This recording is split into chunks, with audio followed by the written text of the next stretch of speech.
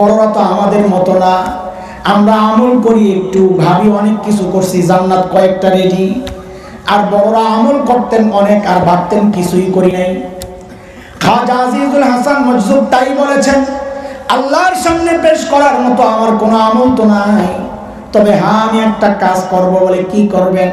বলে আমি আমার দাড়িগুলাকে মালিকের সামনে এনে ধরবো, মালিকের সামনে দাড়িগুলা ধরবো, ধইরা বলবো, तेरे महबूब की यारब शबाहत लेकर आया हो, हकीकत तो इसको कर दे, मैं सूरत लेकर आया हो। ওগো মালিক, আমার কোনো আমল তো নাই, হ্যাঁ আমি তোমার হাবিবের সুরতটা ধইরা আসছি, আমি জানি আমারটা নকল, তোমার হাবিবেরটা আসল। ওগো মালিক, আমারটাকেও তুমি আসল হিসাবে কবুল আর মঞ্জুর করে নাও। এরে দোস্ত, এই সুরতের কত দাম! একটা উদাহরণ দিয়ে, আমাদের বড়দের দেওয়া উদাহরণ। এক মা মৃত সন্তানের ছবিকে ঠোঁটে লাগায়, গালে লাগায়, কপালে লাগায়। আরে আমার কলিজার টুকরা, আমার কলিজার টুকরা।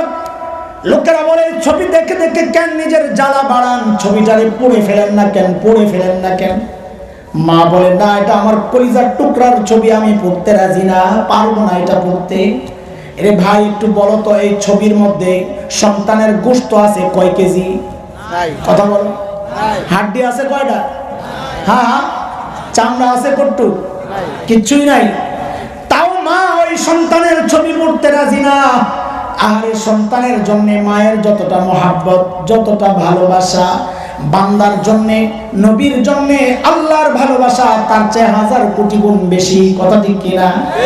মা যদি সন্তানের মহাব্বতের কারণে সন্তানের ছবিটা পড়তে রাজি না হয়, আমরা দাড়িওয়ালারা ইনশাআল্লাহ আশাবাদী, ইনশাআল্লাহ আশাবাদী, আল্লাহ তার হাবিবের মহাব্বতের কারণে হাবিবের সুরতওয়ালাদেরকেও জাহান্নামের আগুনে পোড়াবেন না, ইনশাআল্লাহ, ইনশাআল্লাহ।